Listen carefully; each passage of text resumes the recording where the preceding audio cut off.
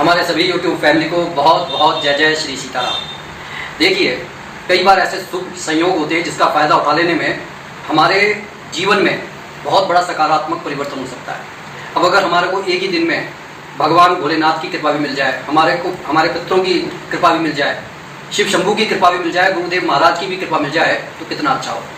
तो एक ऐसा ही शुभ संयोग 24 जुलाई को बन रहा है गुरु पुख्य योग, जिसे गुरु पुच्छ योग भी कहते हैं। हमारे को सभी को मालूम है कि बिना गुरु के मार्गदर्शन के हम अपने मंजिल को नहीं पा सकते। तो इसीलिए ये गुरु पुख्य योग इसलिए हमारे जीवन में खास है क्योंकि सावन के महीने में भगवान भोलेनाथ की कृपा जो सब जने ले ही रहे हैं सावन के महीने में, क्योंकि ये इस समय भगवान भोलेनाथ ही इस ब्रह्मांड को, इस संसार को संभाले हुए हैं।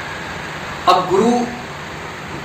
ये जो गुरु पुख्य जो नक्षत्र है वो नक्षत्रों का राजा है और ये शनि देवता को भी रिप्रेजेंट कर रहा है। इसलिए इस दिन जो भी उपाय करेंगे तो हमारे को शनि भगवान का आशीर्वाद, उनकी कृपा भी प्राप्त होगी। लेकिन देखिए, कोई भी उपाय करने से पहले अपने मन को ये संभाल लें कि कोई भी आप उपाय कर रहे हैं लेकिन मन के अंदर मैल है, किसी के प्रति आपका दुर्भावना है, किसी का हित करना चाहते हैं, आप ये चाहते हैं कि भाई मेरा हित हो जाए और एक बार मेरा हित हो जाए उसके बाद में फलाने को जो है परेशान करूंगा। तो ऐसी अगर भावना रखते हैं तो देखिए भगवान भी, क्योंकि भगवान तो हमारे भावों को जानते हैं, हम उनको जो है बिल्कुल क्या कह सकते हैं, बेवकूफ़ नहीं बना सकते।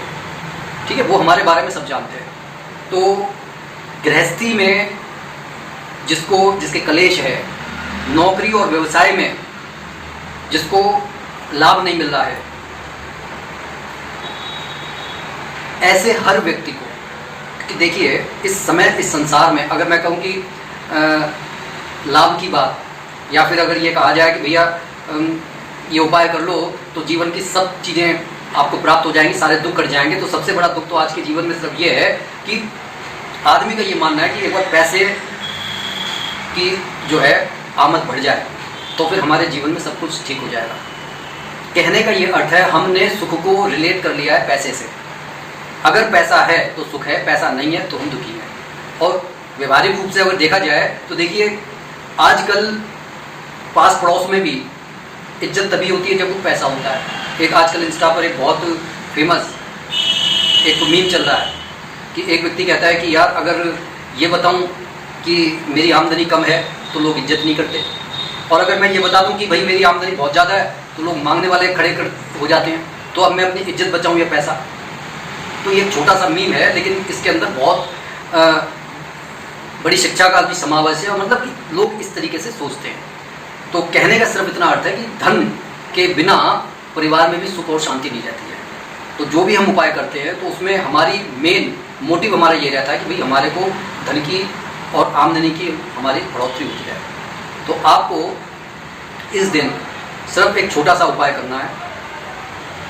भगवान भोलेनाथ के मंदिर में जाकर आपको 11 कनेर के फूल लेकर जाने हैं, पपीता लेकर जाना है, 7 केले लेकर जाने हैं, दूध में थोड़ा सा केसर डालकर लेकर जाना है, और अलग से एक तांबे के लोटे में गंगा जल मिश्रित जल लेकर जाना है। सबसे पहले आप मंदिर में जाने के बाद में गंगा जल से स्नान करवाएं, केसर वाला दूध चढ़ाएं, पपीता अर्पित करें, केले अर्पित करें, और 11 कनेर के फूलों की सुंदर सी माला बनाकर शिवलिंग पर चढ़ा दें, और वहीं पर बैठकर भगवान भोलेनाथ और उनकी अर्धांगिनी माता पार्वती के निमित्त इस मंत्र का जाप करें।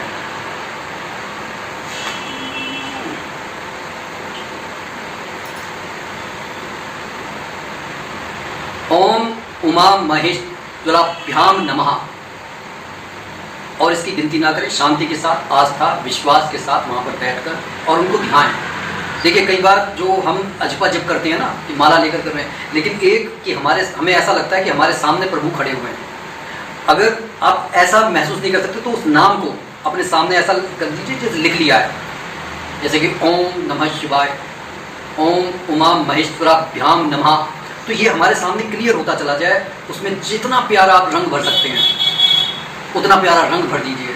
सोने का, चांदी का, जिस तरीके से आप उसे महसूस कर सकते हैं। देखिए ये तो क्रिएटिविटी है, सब दिमाग में घटित होगी, कुछ पैसा नहीं लगना, वहाँ पर बैठिए और उस इतना करने के बाद में प्रभु श्री राम की स्तुति पढ़िए, अपनी विनती कहिए और घर पर लौट आइए।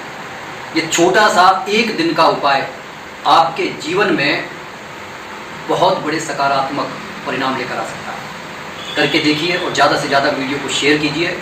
24 तारीख को आप गांठ बांध लीजिए कि ये आपके जीवन में अमूलचूल परिवर्तन ला सकता है। और इसी दिन हमारे को पितरों का विशेष आशीर्वाद लेना है, क्योंकि हमारे को ये बात समझनी होगी कि बिना पितरों के आशीर्वाद के घर में बरकत नहीं होती, संतान नहीं होती। इसलिए उनका आशीर्वाद हर क्षेत्र में बहुत उपयोगी होता है, हमारे को चाहिए।